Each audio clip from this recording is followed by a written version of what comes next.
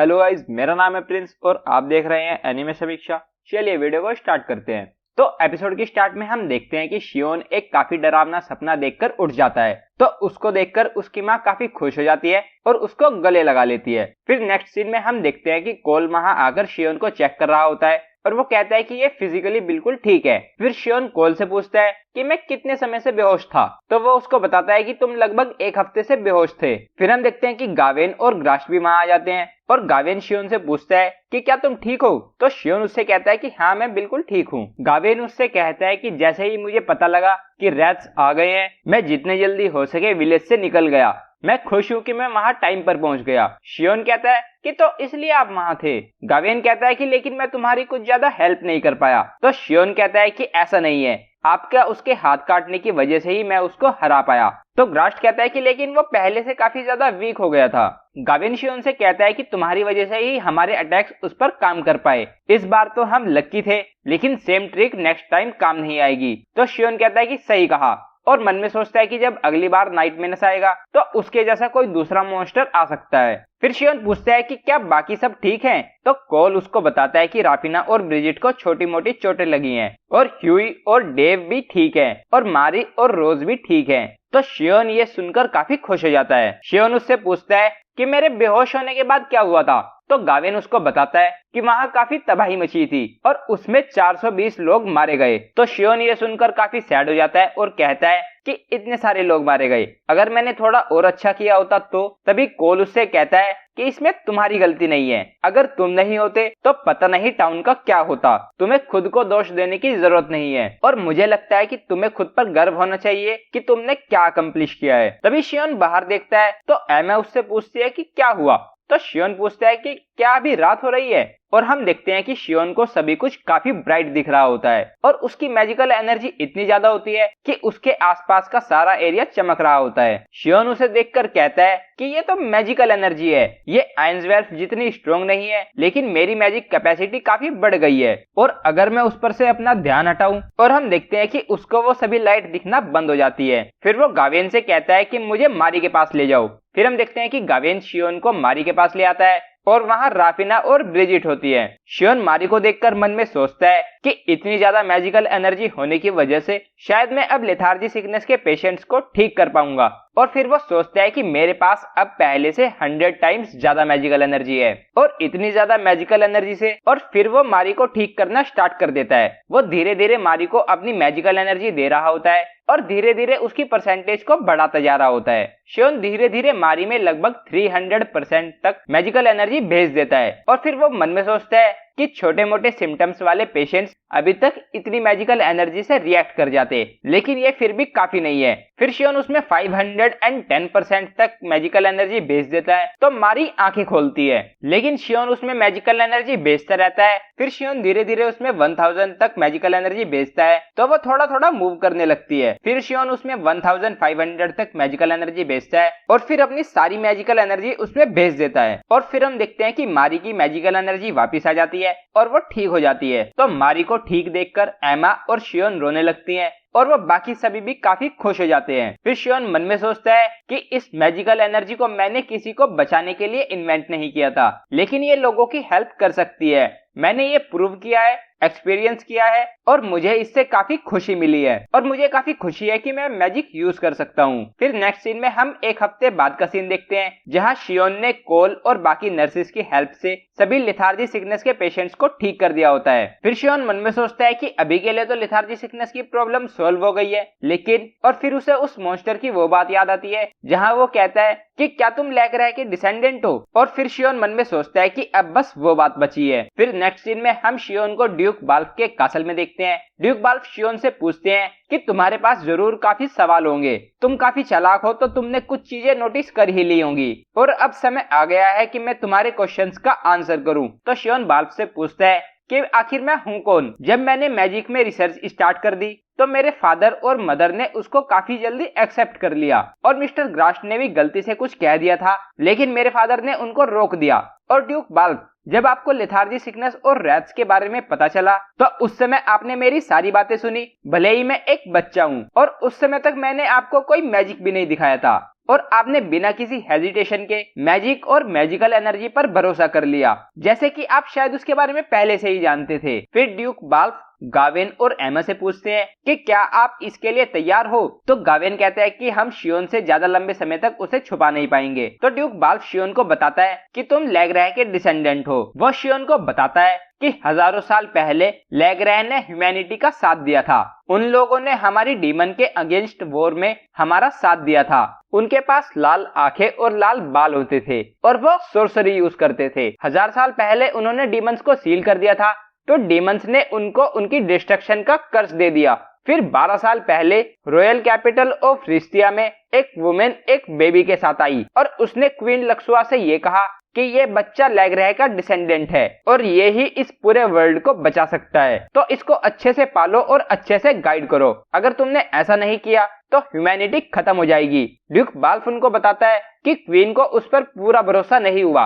उसने सोचा कि अगर ये बच्चा लैग्राह का डिसेंडेंट है तो वो फ्यूचर में खतरा भी बन सकता है, तो उसने ये दिमाग में रखते हुए उस बच्चे को बड़ा करने की सोची। लेकिन वो ये इतना खुलकर नहीं कर सकती थी, तो उसने इस काम को अपने पुराने फ्रेंड गावेन और एमा को सौंपा। तो शियोन कहता है कि तो ये हुआ था, और फिर वो उनसे पूछता है कि क्या मारी को इसके बारे में पता है। तो गावेन कहता है कि हमने उसे कुछ नहीं बताया, हम तुम्हें बिल्कुल अपने बच्चे की तरह पालना चाहते थे। तो शियोन उनसे कहता है कि मुझे तो ये पहले से ही पता था, मैंने आपको और मदर को बात करते हुए एक बार सुन लिया था। और फिर शियोन उनसे कहता है कि भले ही हम ब्लड से रिलेटेड ना हो, लेकिन फिर भी आप मेरे फादर और मदर हो। फिर शियोन उनसे पूछता है कि लेकिन क्वीन ने मुझे आपको क्यों दिया।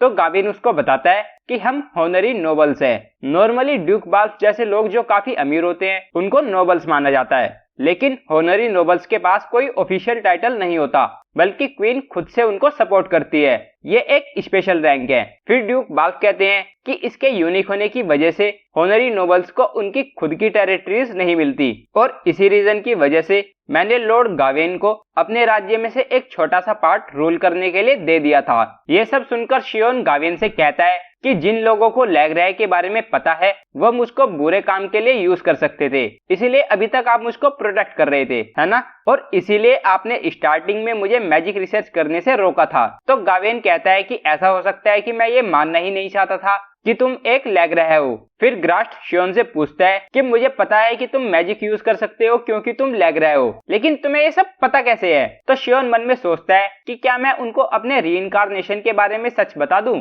लेकिन शियोन उनसे कहता है कि पता नहीं कैसे, लेकिन मुझे ये सब पता था, ये सब पहले से ही मेरी मेमोरी में था। फिर ड्यूक बाल्फ शियोन से पूछते हैं कि क्या तुम्हें कुछ और जानना है। तो शियोन कहता है कि बस एक चीज, कि मुझे अब क्या करना है। तो ड्यूक बाल्फ उससे कहते हैं कि तुम्हें जल्द ही क्वीन से एक इनविटेशन लेटर मिलने वाला होगा। फिर नेक्स्ट सीन में हम देखते हैं कि शियोन मारी के पास आ जाता है। तो मारी उससे कहती है कि तुम यहाँ नहीं थे तो मुझे डर लग रहा था। फिर वो शियोन से कहती है कि काफी लंबे समय तक मैं एक अंधेरी जगह पर कैद थी और मैं कुछ नहीं कर सकती थी, लेकिन उस पूरे समय मैं तुम्हें, मदर और फादर को सुन सकती थी और इसी वजह से मैं उसको सह पाई। फिर नेक्स्ट सीन में हम देखते हैं कि अगले दिन वो स्टीरिया को छोड़कर अपने घर वापस आ जाते हैं। फिर नेक्स्ट सीन में हम शियोन को जंगल में देखते हैं और वो सोचता है कि मारी में काफी ज्यादा फिजिकल एबिलिटी उस नाइट मेनस से काफी ज्यादा मैजिकल एनर्जी एब्जॉर्ब करने की वजह से आई होगी, और शायद वो किसी तरह का फिजिकल एबिलिटी बूस्टिंग मैजिक हो। फिर शियोन बोलता है कि फिजिकल एनहेंसमेंट एक टाइप का इंटरनल मैजिक है और इसमें बॉडी में फ्लो होने वाली मैजिकल एनर्जी को सेंस करना और कंट्रोल करना एक क्रिटिकल फैक्टर है, और 2 सालों से लिथार्जी सिकनेस को ट्रीट करने की वजह से मुझे इसका काफी एक्सपीरियंस मिला है। तो अगर मैं उसको यूज करूं, और फिर हम देखते हैं कि शियोन ये बोलते बोलते एक काफी बड़ी जंप करता है और फिर वो उस स्पेल को बूस्ट नाम देता है। फिर शियोन अपने हाथ के चारों ओर मैजिक को गैदर करके एक पेड़ पर एक पंच मारता है, जिससे उसके हाथ पर कुछ भी इफेक्ट नहीं होता। तो शियोन सोचता है कि उस डीमन के चारों ओर जो मैजिकल एनर्जी थी वो एक शील्ड का काम कर रही थी और पावरफुल मैजिकल एनर्जी इंपैक्ट को एब्जॉर्ब करती है, जिसका मतलब ये शील्ड मेरा आर्मर बन सकती है। और अगर मैं बूस्ट और शील्ड को साथ में यूज करूं, फिर शियोन बूस्ट और शील्ड को एक साथ यूज करके उस पेड़ पर एक पंच मारता है, जिससे उस पेड़ में एक गड्ढा हो जाता है। तो शियोन कहता है कि मुझे सरप्राइज नहीं होना चाहिए कि वो टूटा नहीं, ये वाला मैजिक काफी मजेदार होगा। फिर नेक्स्ट सीन में हम देखते हैं कि शियोन को क्वीन लक्सुआ से एक इनविटेशन लेटर आ जाता है और वो जाने के लिए रेडी होने लगता है। जाते हुए शियोन गावेन से कहता है कि मारी का ध्यान रखना। तो गावेन कहता है कि मैं कोशिश करूंगा कि वो ज्यादा समय घर से बाहर ना रहे। फिर शियोन सभी को थैंक्स बोलता है फिर वो थोड़ा सा सैड हो जाता है तो राफीना उससे कहती है कि तुम दुखी मत हो, ये गुड बाय नहीं है। तो शियोन कहता है कि तुम सही कह रही हो, लेकिन मैं इसलिए दुखी हूँ क्योंकि मैं तुम सबसे मिल नहीं पाऊंगा। तो राफीना शियोन के पास जाकर कहती है कि तुम आसानी से लोनली फील करने लगते हो, मुझे तो बिल्कुल भी दुख नहीं हो रहा क्योंकि मैं, और फिर वो कहकर हंसने लगती है। फिर वो शियोन से कहती है कि तुम्हें जापान लास्ट में आना चाहिए, मैं तुम्हें अपने फादर से मिलवाऊंगी। तो शियोन कहता है कि अगर मुझे मौका मिला तो मैं जरूर आऊंगा। फिर कोल शियोन के पास आकर कहता है कि अगली बार जब तुम स्टीरिया आओ तो मुझसे आकर जरूर मिलना, भले ही तुम्हारे पास कोई रीजन ना हो फिर भी। तो शियोन कहता है कि ठीक है। फिर ब्रिजिट भी उसके पास आती है तो शियोन उसको आने के लिए थैंक यू बोलता है। तो वो बोलते हैं कि हम दोनों फ्रेंड्स हैं और मैं बस वही कर रही हूँ जो एक दोस्त को करना चाहिए। और फिर वो शियोन से कहती है कि तुम ये कर सकते हो। ये कहकर ब्रिजिट वहाँ से चली जाती है और रोज वहाँ आकर शियोन से कहती है कि मैं भी तुम्हारे साथ जाना चाहूंगी, लेकिन ये काफी सेल्फिश होगा। तो शियोन उससे कहता है कि कैपिटल इतना दूर नहीं है, जब मेरा काम खत्म हो जाएगा तो मैं वापिस आ जाऊंगा। तो रोज कहती है कि मैं तुम्हारा इंतजार करूंगी। फिर मारी शियोन को बुलाती है तो शियोन उसके पास जाता है और मारी उससे कहती है कि तुम्हारे बिना मैं अकेली हो जाऊंगी। और फिर वो ये कहकर रोने लगती है। और फिर वो शियोन से कहती है कि मैं जल्दी ही ठीक होकर कैपिटल में आऊंगी। तो शियोन कहता है कि मैं तुम्हारा इंतजार करूंगा। फिर शियोन जाने लगता है और गेट खोलकर बाहर आता है तो बाहर वो देखता है कि काफी सारे नाइट्स वहां खड़े होते हैं और उन नाइट्स का लीडर बोलता है कि शियोन, जिसने लेथार्जी सिकनेस के पेशेंट्स को ठीक किया और जिसने स्टीरिया पर होने वाले अटैक से स्टीरिया को बचाया, हम उसको सैल्यूट करते हैं। फिर सभी नाइट्स उसको सैल्यूट करते हैं। फिर वो नाइट शियोन के पास जाकर बोलता है कि मेरा नाम गोथ फॉल्स है और मैं इन गार्ड्स का कैप्टन हूँ, हम तुम्हें कैपिटल तक एस्कॉर्ट करेंगे। फिर राफीना भी उस नाइट के साइड में आकर खड़ी हो जाती है और शियोन को सैल्यूट कर हंसने लगती है। फिर हम देखते हैं कि शियोन कैरेज में बैठ जाता है और राफीना भी उसके साथ बैठी होती है। फिर बाहर से मारी शियोन को बुलाती है और कहती है कि आज तुम्हारा 13th बर्थडे है। और फिर वो शियोन को एक पेंडेंट देती है और फिर वो कहती है कि ये इसलिए है कि भले ही हम कितने भी दूर हों लेकिन तुम अकेला ना फील करो, और इसे हम तीनों ने मिलकर सिलेक्ट किया है। तो शियोन ये सुनकर रोने लगता है और उसको पहनकर उन सभी को थैंक यू बोलता है। फिर मारी शियोन से कहती है कि अगर तुम्हें कभी भी कुछ भी हार लगे तो हमारे बारे में सोचना, हम सब तुम्हारे साथ हैं। तो शियोन उसको थैंक यू बोलता है और फिर वो वहां से चले जाते हैं। और जाते जाते शियोन सोचता है कि मैं रॉयल कैपिटल जा रहा हूँ, वहां भले ही कुछ भी मेरा इंतजार कर रहा हो, मैं गिव अप नहीं करूंगा और मैजिक की पावर से मैं अपने रास्ते में आने वाले सभी चैलेंजेस को ओवरकम करूंगा। और एपिसोड यहीं पर एंड हो जाता है। तो गाइज ये था फाइनल एपिसोड, यानी कि एपिसोड 12 ऑफ मैजिक मेकर। अगर आपको वीडियो पसंद आई है तो वीडियो को लाइक कीजिए, चैनल को सब्सक्राइब कीजिए, प्रेस कीजिए बेल आइकन को। मैं मिलता हूँ आपसे नेक्स्ट वीडियो में। Thank you.